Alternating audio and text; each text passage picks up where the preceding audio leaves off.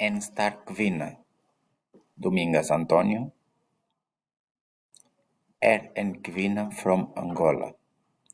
Hon är 60 år gammal och har 5 barn. Hon arbetar mycket till att hjälpa sina barn. Hon arbetar som kock. Ibland hon är trött men slutar inte.